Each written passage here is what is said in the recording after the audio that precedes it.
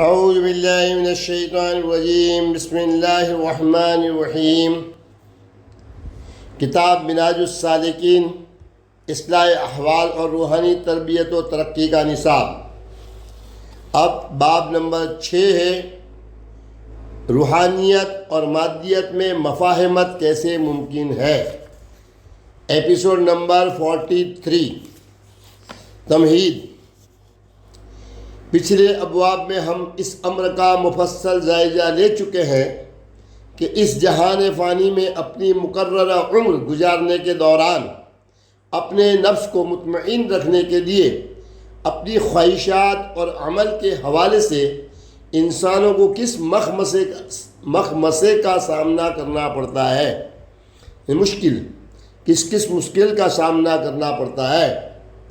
اگر وہ اپنی پرہیزگاری اور روحانی آسودگی کی قیمت پر مادی ترغیبات کا پیچھا کرتے ہیں تو پھر وہ الوہی احکامات سے روگردانی کی بنیاد پر سزا کے حقدار ٹھہرتے ہیں۔ یہاں انہیں اس امر کی ضرورت پیش آتی ہے کہ وہ اپنا حساب صاف رکھنے کے لیے اللہ تعالیٰ سے رجوع کریں اور اپنے گناہوں کی معافی مانگیں۔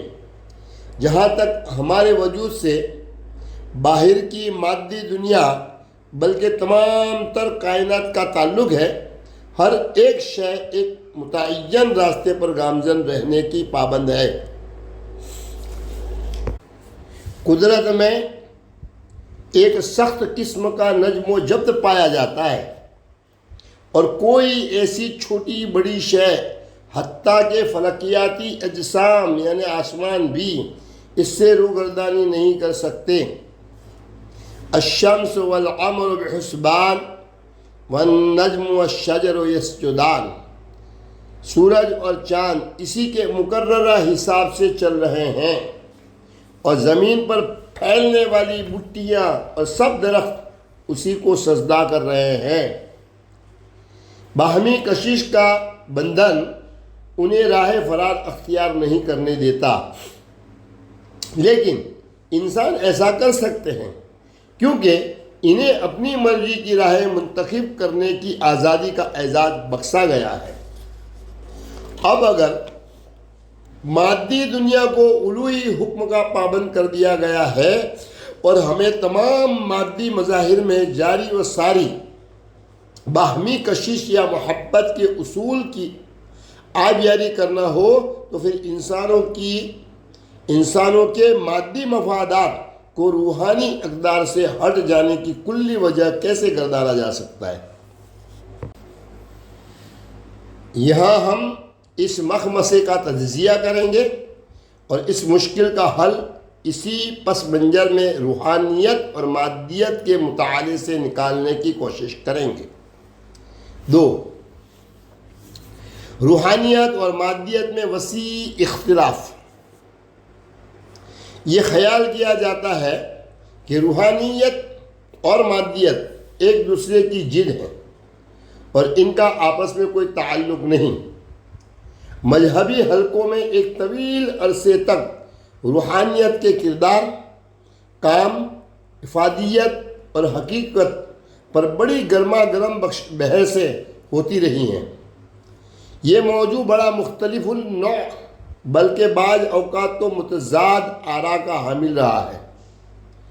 کچھ کی دلیل ہے کہ روحانیت مذہب کی ایک اضافی پیداوار ہے، جبکہ دوسرے اسے ایک متوازی مذہب کا درجہ دینے کی حد تک چلے جاتے ہیں، جو کہ اس نقطۂ نظر کی روح سے کسی انحراف یا اختراع سے بڑھ کر ہے۔ اس کے علاوہ ایک اور اتنی ہی پرزور اور ابھی تک کسی نتیجے پر نہ پہنچنے والی بحث روحانیت اور مادیت کے باہمی تعلق کو طے کرنے پر بھی جاری ہے۔ اگر عام سوچ کے پیچھے چلا جائے تو جہاں روحانیت اگلے جہان سے متعلقہ شے ہے، وہاں مادیت اس کے برعکس اس مادی اور عارضی دنیا سے متعلقہ کوئی معاملہ ہے۔ روحانیت اور مادیت دونوں میں قطبین جتنا فاصلہ پایا جاتا ہے اور ایک کو اپنانے والے دوسری کے ماننے والوں سے کوئی سروکار نہیں رکھتے۔ جہاں اول الذکر روحانی عملیات اور کسب کمال میں مصروف رہتے ہیں، وہاں مؤخر الذکر دنیاوی لذات میں ملوث رہتے ہیں۔ ایک مادیت پسند روحانی شخصیت نہیں ہو سکتا، اور ایک روحانی شخصیت کو مادی اشغال سے کوئی سروکار نہیں ہوتا۔ تاہم مسئلے کی اصل نوعیت کا درست ادراک ان اصطلاحات کی درست تعریف اور ان کے اطلاق کی نوعیت کی تشریح سے ہی ممکن ہو سکتا ہے۔ ایسا کرنا ہمیں روحانیت اور مادیت کے درمیان جنم لینے والے ابہام کو دور کرنے میں بھی مددگار ثابت ہو سکتا ہے۔ ہم ان دونوں کی مثالیں مختلف مذہبی افکار، خاص طور پر اسلامی ضابطۂ اخلاق اور اقدار میں بھی ڈھونڈ سکتے ہیں۔ 3. روحانیت کی وسعت۔ روحانیت اس نظریے کا نام ہے کہ روح مادے سے الگ اپنا ایک وجود رکھتی ہے، یا یہ کہ صرف روح ہی حقیقت ہے۔ یہ دانشورانہ مذہبیت سے ہے کہ جس کا مقصد اکثر اوقات کسی مربی کی شاگردی سے فرد کی نجات ہے۔ روحانیت مظاہر کائنات کی تشریح کا وہ طریقہ ہے جس میں روح کو مادے سے مقدم سمجھا جاتا ہے۔ روحانیت یہ فرض کرتی ہے کہ ہر مادی مظہر کا انحصار اور تعین کسی نہ کسی روحانی مظہر سے ہوتا ہے۔ دلچسپ بات یہ ہے کہ جدید طبیعیات ہمیں روح کے نظریے کے قریب لے آئی ہے۔ اس سے پہلے ہمارے مادے کو بے حرکت ماننے کی وجہ سے جو ابہام یعنی شکوک موجود تھا، اسے نظریہ اضافیت یا تھیوری آف ریلیٹیوٹی نے ایک توانائی میں تبدیلی کیے جا سکنے کی نظریے کے ذریعے دور کر دیا ہے۔ روشنی جو ہمیں نظر آتی ہے اور اس کے ساتھ ہی دیکھی نہ جا سکنے والی برقی مقناطیسی لہریں بھی مادے کا ایک اور ایسا مظہر ہے جو روح کے نظریے کی طرف لے جاتا ہے۔ اس سے ہمارے لیے یہ جاننا چندہ مشکل نہیں کہ ارسطو اور بطلیموس جیسے فلسفی اور محقق، یا نیوٹن، ایڈنگٹن اور آئنسٹائن جیسے جدید سائنس کے بانی بھی کسی نہ کسی طرح سے یہ مانتے ہیں کہ ہم انسان کچھ نہیں ہے، ہماری روح ہی اصل حقیقت ہے۔ 4. مادیات کی وسعت۔ مادیت اس نظریے کا نام ہے کہ مال و دولت، املاک اور جسمانی راحتیں اخلاقی اقدار سے زیادہ اہم ہیں۔ یہ مادی املاک اور راحتیں اکٹھی کرنے کا ایک حوالہ ہے۔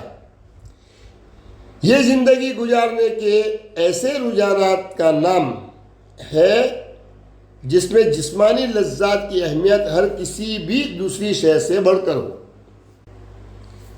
بلا شبہ مادیت اور روحانیت کا نظریہ پہلیوں میں لپٹا ہوا ایک معمہ ہے۔ جہاں روحانیت اگلے جہان سے متعلقہ شے نظر آتی ہے، وہاں مادیت اس کے برعکس اس مادی اور عارضی دنیا سے متعلقہ کوئی معاملہ ہے۔ لہذا اپنی سوچ کو ایک نقطے پر مرکوز کریں، اپنے کانوں سے سننا بند کر دیں اور اپنی اعلیٰ روح سے سنیں۔ سماعت کان تک محدود ہے۔ اس کا خلاصہ یہ ہے کہ مادیت کی حدیں ہیں، جبکہ روحانیت کی کوئی حدود نہیں ہے۔ آئندہ صفحات میں ہم ان سوالوں کا جواب دیں گے۔ کیا روحانیت اور مادیت باہمی طور پر کسی قدر مشترک کے حامل نہیں ہیں؟ کیا ان دونوں کا کسی نقطے پر ملاپ ممکن ہے؟ سوال 1۔ سوال 2، کیا مذہب ایسے کسی پل کا کام کر سکتا ہے جو بظاہر ناقابل مفاہمت نظریات کو باہم جوڑنے والا ہو؟ سوال نمبر 3، اور کیا ذات باری تعالیٰ اور انسان کی کوئی مشترک منزل ہے یا دونوں دریا کے دو کنارے ہیں؟ ٹاپک نمبر 5، نیری روحانیت یا نیری مادیت پر تنقید۔ روحانیت اور مادیت کائنات کی نوعیت کے بارے میں ایک دوسرے کے متضاد مجرد نظریات نہیں ہیں، بلکہ اس کی تشریح اور اسے سمجھنے کے دو مختلف انداز ہیں۔ یہی وجہ ہے کہ یہ عملی طور پر ایک دوسرے کے برعکس سوچوں کا اظہار کرتے ہیں اور عملی کاموں کے حوالے سے بہت مختلف نتائج کے حامل ہوتے ہیں۔ آئیے یہاں ہم کے بعض سادہ اور جانے پہچانے سوالات کے ذریعے ان متعلقہ امور کو مختلف انداز سے سمجھنے کی کوشش کرتے ہیں۔ ایسا کرنا ہمیں روحانیت اور مادیت کی روح سے کی جانے والی تشریحات کی افادیت اور فرق کو سمجھنے میں مدد دے گا۔ مذہب ہمیں سودی لین دین، اجارہ داری اور زبردستی کسی کا مال ہتھیانے سے منع کرتے ہوئے انسان کی ظالمانہ حرص کو لگام دیتا ہے۔ مادیت کے دورے میں مدنی ترقی، مشینوں کے صنعت اور پرتعیش تعمیرات کی بدولت جنگوں، خونریز جھگڑوں اور غیر اخلاقی ترغیبات کو ہوا ملتی ہے، جس کے نتیجے میں لوگوں کی زندگیاں ویران اور انسانی ہمدردی کے احساس سے عاری ہو جاتی ہیں۔ خاندانی تعلقات کمزور پڑ جاتے ہیں اور انفرادیت اور خود غرضی ان کی جگہ لینے لگ جاتی ہے۔ مادیت پرستی لوگوں میں خود غرضی کو عام کرتی اور ان کی زندگیوں کو انتشار اور مصائب کا شکار بنا دیتی ہے۔ وہ اس کی مداوع کے لیے حرام کاری کی طرف مائل ہو جاتے ہیں، جو ان کی مزید تباہی اور بربادی کا سبب بنتی ہے۔ اس کے برعکس روحانیت جسم اور ہوا سے خمسہ کو نظر انداز کرتے ہوئے مادی زندگی سے بالکل ہی منہ موڑ لیتی ہے، جس کا نتیجہ یہ ہوتا ہے کہ انسانی سوچ کی ترقی میں رکاوٹ آ جانے سے تہذیب زوال پذیر ہونے لگتی ہے اور زندگی کا تحرک جمود کا شکار ہو کر رہ جاتا ہے۔ ایسے ماحول میں اس بے ثمر زندگی کی اکتاہٹ دور کرنے کے لیے دوسری انتہا کا سفر اختیار کرتے ہوئے انسان کی مادی ضرورتیں سر اٹھانے لگتی ہیں۔ ایسا ہی کچھ یورپ میں روشن خیالی اور تحریک احیاء علوم کے دوران دیکھنے میں آ چکا ہے، جب لوگوں نے کلیسا اور مذہب کے خلاف علم بغاوت بلند کر دیا تھا، جس کے نتیجے میں ان کے روز مرہ زندگی میں سے مذہب کا عنصر غائب ہو گیا اور وہ کسی بھی قسم کی ہدایت سے محروم ہو کر رہ گئے۔ مذہب کے دنیاوی زندگی سے پسپائی اختیار کرنے کا نتیجہ اس پر حملوں اور اس سے انکار کی صورت میں نکلا۔ اسی طرح مادیت نے روحانیت پر غلبہ حاصل کیا۔ 6. مادیت اور روحانیت کا عملی پہلو۔ روحانیت ہم سے تقاضا کرتی ہے کہ ہم سائنس پر بہت زیادہ انحصار نہ کریں۔ روحانی فکر اس امر پر زور دیتی ہے کہ اہم ترین حقائق سائنس کی دسترس سے باہر ہیں، لہذا وہ ہمیں کسی بھی بات کو مشاہدے، تجربے اور عمل سے پرکھ کر ماننے کے سائنسی طریقہ کار کو نہ ماننے کی ترغیب دیتی ہے اور ایسے لوگوں پر اعتماد کرنے کا کہتی ہے جو زیادہ بہتر جانتے ہیں اور معاملات کے اعلیٰ ذرائع کے حامل ہیں۔ روحانیت ہمیں بتاتی ہے کہ جو چیز سب سے اہم ہے وہ انسانوں کی باطنی زندگی ہے، وہ ہمیں جدید معاشرے کی مادہ پرستی اور حس و طمع سے خبردار کرتی ہے، کیونکہ ہم اس وقت تک انسانی مسائل حل نہیں کر سکتے جب تک کہ ہمارے باطن ایک نیا جنم نہ لے۔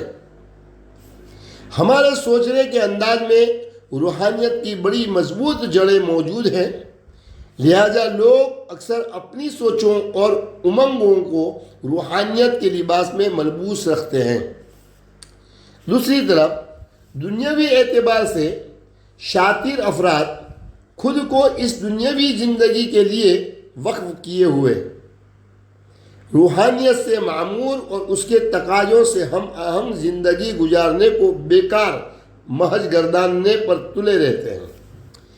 ان کا موقف ہوتا ہے کہ ترقی پسند ذہنوں کو روحانیت سے نفرت کرنا چاہیے، کیونکہ بڑے اعلیٰ مقاصد کے الفاظ میں لپٹی اس کی ساری تبلیغ ایک انسان کو دوسرے کی اطاعت کا درس دینے والی اور انسانیت کی مجموعی طاقت کو کمتر کرنے والی ہوتی ہے۔ روسی ادیب میکسم گورگی نے یہی بات کچھ یوں بیان کی ہے: میرے لیے انسان سے آگے کوئی نظریات نہیں، انسان اور صرف انسان ہی کرشمہ ساز ہے اور قدرت کی تمام تر قوتوں کے مستقبل کا آقا ہے۔ دنیا کی حسین ترین اشیاء محنت سے بنائی گئی ہیں، انہیں ہنرمند انسانی ہاتھوں نے بنایا ہے، اور ہمارے تمام تر نظریات محنت کے عمل کے دوران ہی جنم لیتے ہیں۔ اگر مقدس اشیاء کے ذکر کو ضروری خیال کیا جائے تو انسان کا اپنے آپ سے غیر مطمئن ہونا اور اپنی موجودہ حالات کو بہتر کرنے کی کوشش کرنا مقدس ہے۔ اس کا اپنی ہی پیدا کردہ حقیر غلاظتوں سے نفرت کرنے کا جذبہ مقدس ہے۔ اس کا لالچ، حسد، جرم، بیماری، جنگ اور اس کرۂ ارض پر بسنے والے تمام انسانوں میں موجود کسی بھی دشمنی سے نفرت کرنا مقدس ہے، اور اس کی محنت مقدس ہے۔ 7. درمیانی راستہ، سوالات کا جواب۔ انسانی فطرت کے لیے مناسب ترین راستہ درمیانی راستہ ہی ہے، کیونکہ اللہ تعالیٰ نے ہماری مٹی سے تخلیق کو ہماری جبلتوں سے متوازن فرمایا ہے۔ مذہبی نقطۂ نظر سے خالق کائنات اللہ تعالیٰ نے انسانوں میں اپنی روح پھونکی ہے، وہی روح ہمیں روحانیت سے جوڑتی ہے، جو بالآخر اللہ رب العزت سے جڑنے کا پیش خیمہ ہے۔ کوئی بھی شخص اپنی روحانی بالغی کی منزل اپنی فوری ضروریات کو ترک کر کے نہیں پا سکتا، اور نہ ہی کوئی اپنی روح کو یکسر نظر انداز کر کے اپنی فوری ضروریات پر اپنی تمام تر توجہ مرکوز کر سکتا ہے۔ کوئی بھی ایک انتہا انسانی جسم اور روح دونوں کے لیے تباہ کن ہے۔ درست راستہ درمیانی راستہ ہی ہے، جو جھگڑے کی بجائے باہمی تعاون، یکجہتی اور اتحاد پر مبنی ہے۔ ذیل میں ہم اس مسئلے کے بارے میں اسلامی نقطۂ نظریات بیان کریں گے انشاءاللہ اگلے ایپیسوڈ میں۔ السلام علیکم ورحمۃ اللہ وبرکاتہ۔